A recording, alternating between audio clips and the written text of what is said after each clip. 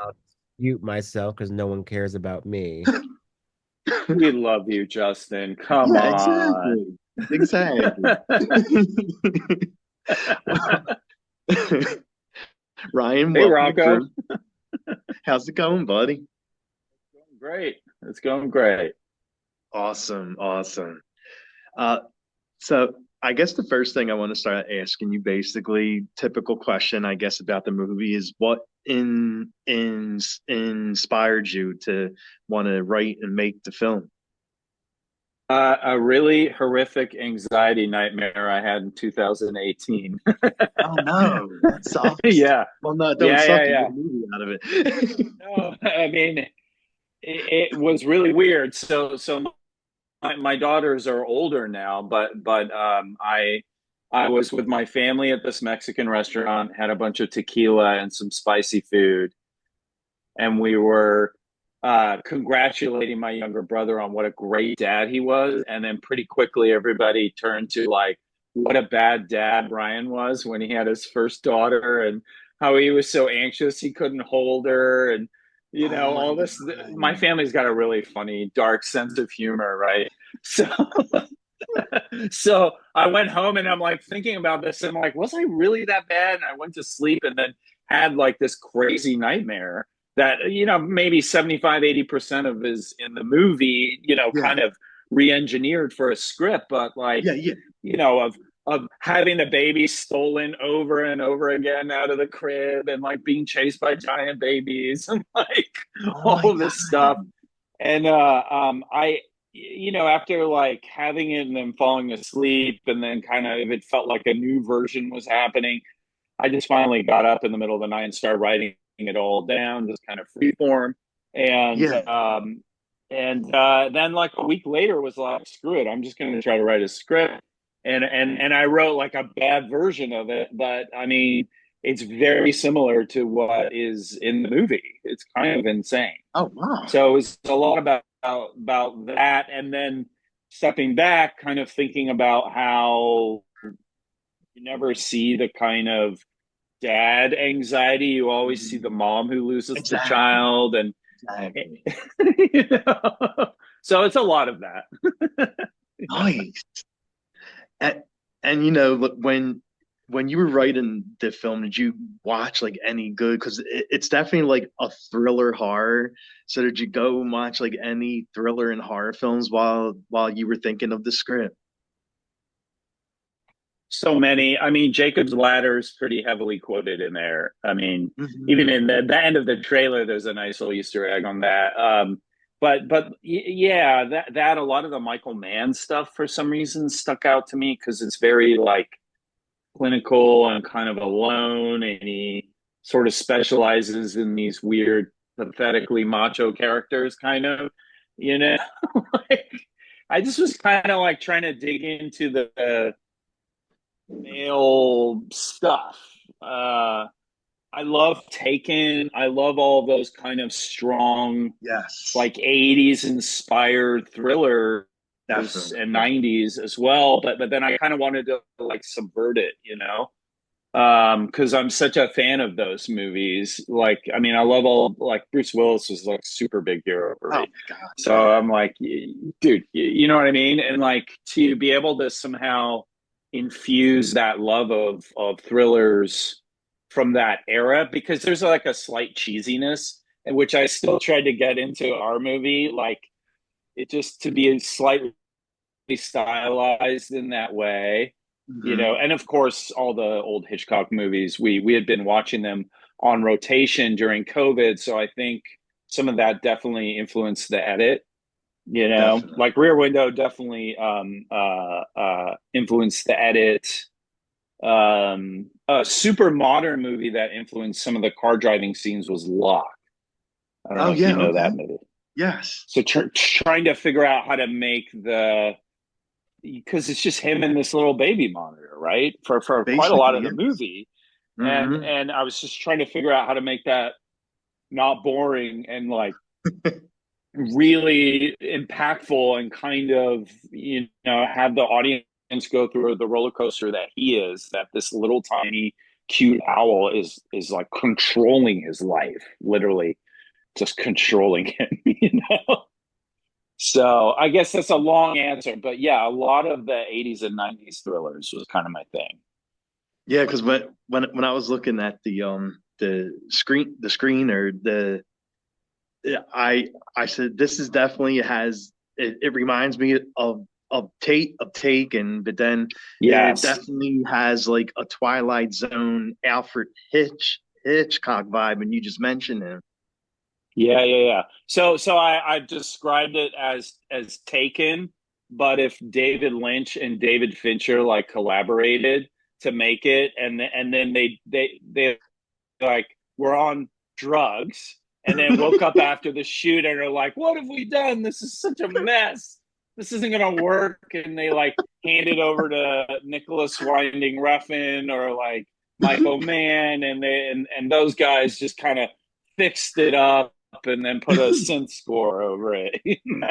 Like, that's kind of the vibe, I I could see that, yeah.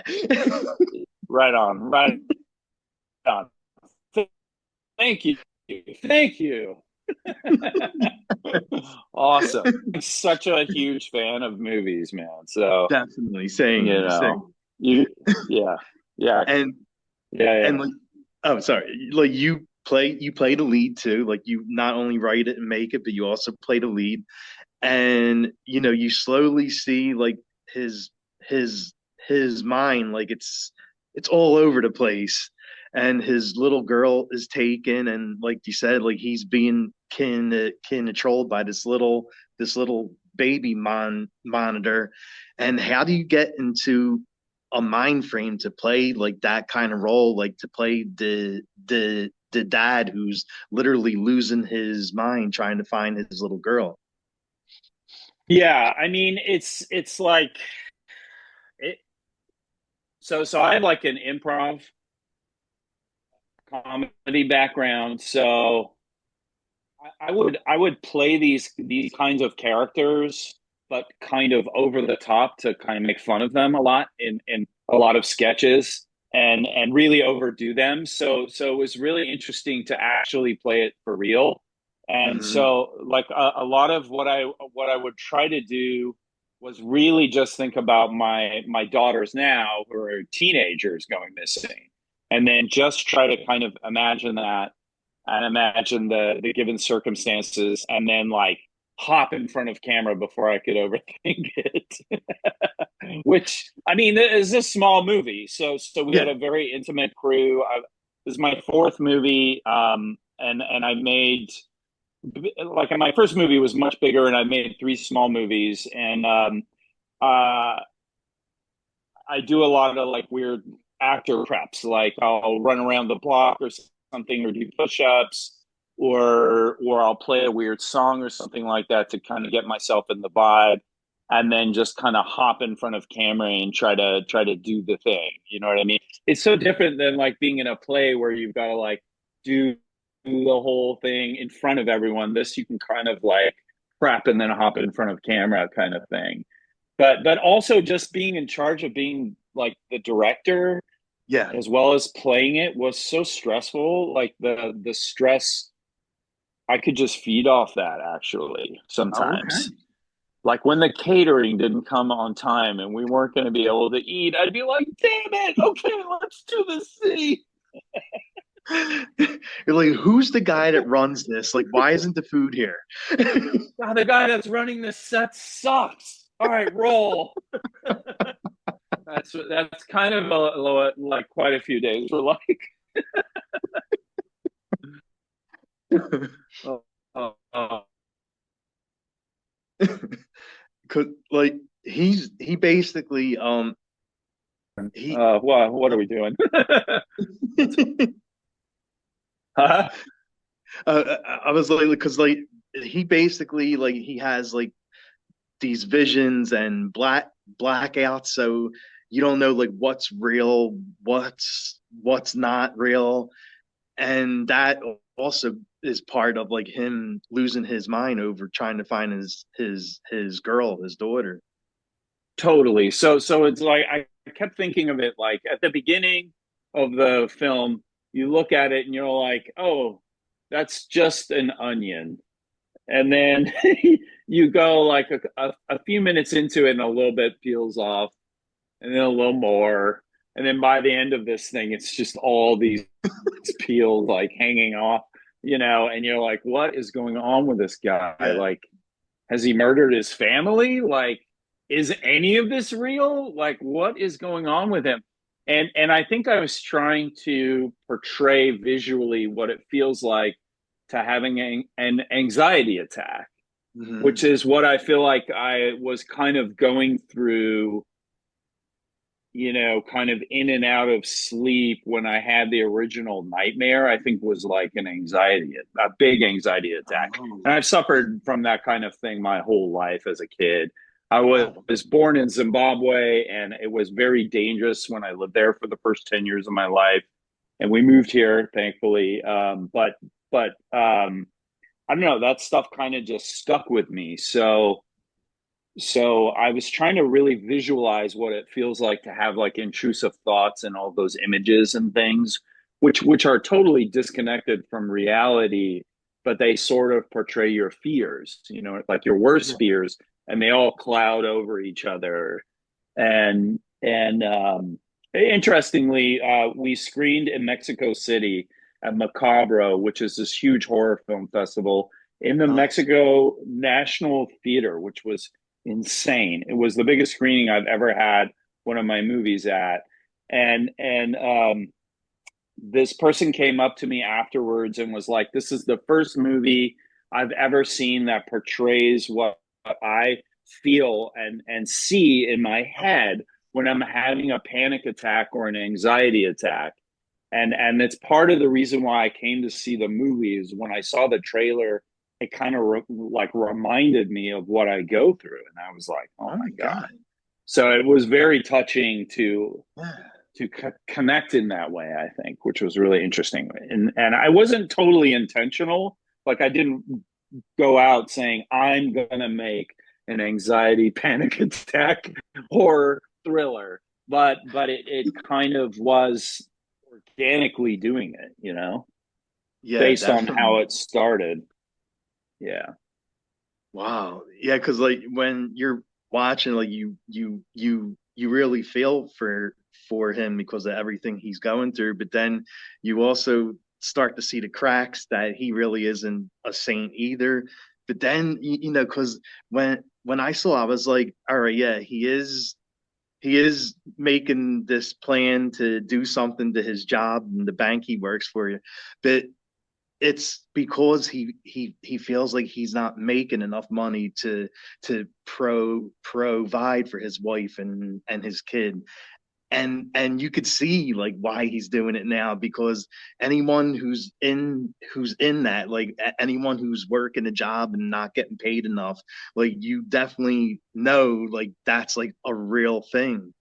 Totally, totally. That pressure to provide, that pressure Exactly. to kind of like live into these stereotypes of like the man's got to provide, and if he doesn't, he's a jerk and he's a loser, and like and it's like you're like, yeah, this guy's a criminal, but also he's like can barely feed his family, so I don't know. Like he's not as bad as the kidnappers, Well, yeah, yeah, exactly, like exactly. he does suck, but he's not that bad. Yeah, totally. And I wanted him not to be a saint. I wanted him Mhm. to be pretty rough and to kind of come back from that in like a to get some redemption, in some way, which he kind of does. You know. True, true.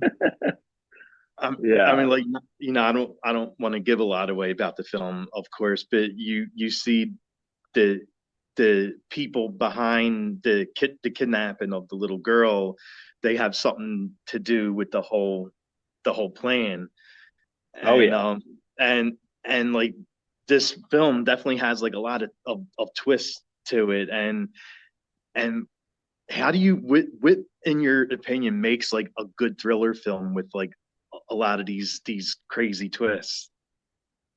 I mean, I think, yeah. So I think as a filmmaker and a writer, you just have to really go for it.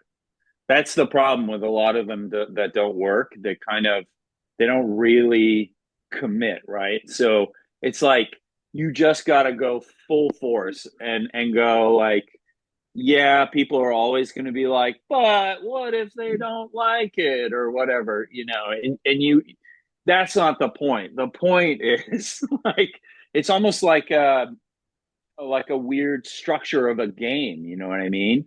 And so I think you've got to give people a bunch of stuff to be really concerned about and care about, and then Hmm. take that away from them over and over again. It's very manipulative in a way. But I think the most important thing is to have them really care about a thing. And what more could you care about than like a baby girl? You know what I mean? Who's like so Right. innocent, done nothing, is just totally innocent. And then because of your own like, or the characters kind of failings and need, like, also needs to like provide and all of these things, that becomes the problem. It's brutal, you know what I mean? And so I think the way to mess with these thrillers is to first of all really give the audience something to care about, but then also give them like a really good ride, like a roller coaster. Definitely, And definitely. that was part of what I was trying to do with the twist, right?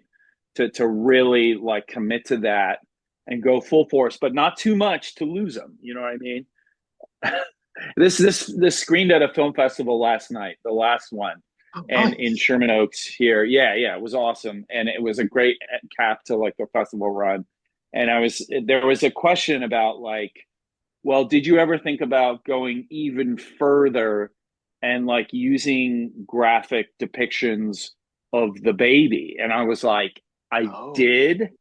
I did think about having that there, but then I was like, nope, I'm going to literally lose everybody because it's too much. Like, you could see it's fine if you kick the crap out of the dad because he's kind of guilty, right? But the kid's innocent.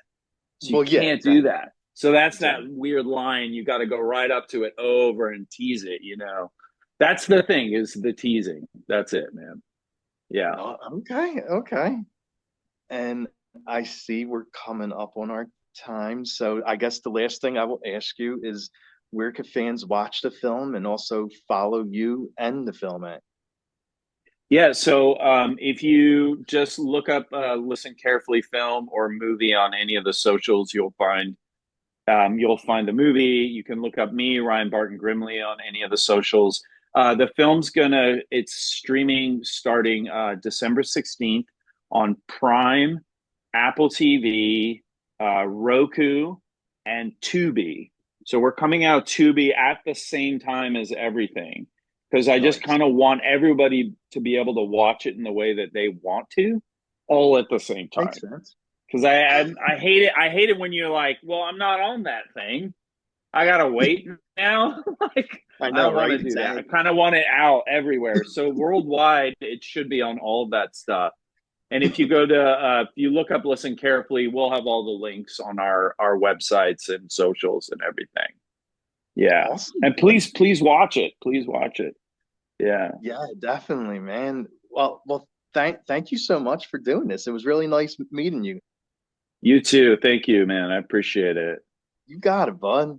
Have a really great day or night. I don't know what time it is there. Yeah, yeah, of course. And happy holidays. Hey, we're going right into that end of the year. That's awesome. Same, same. Yeah. Thanks, Rocco. Thank you. Okay.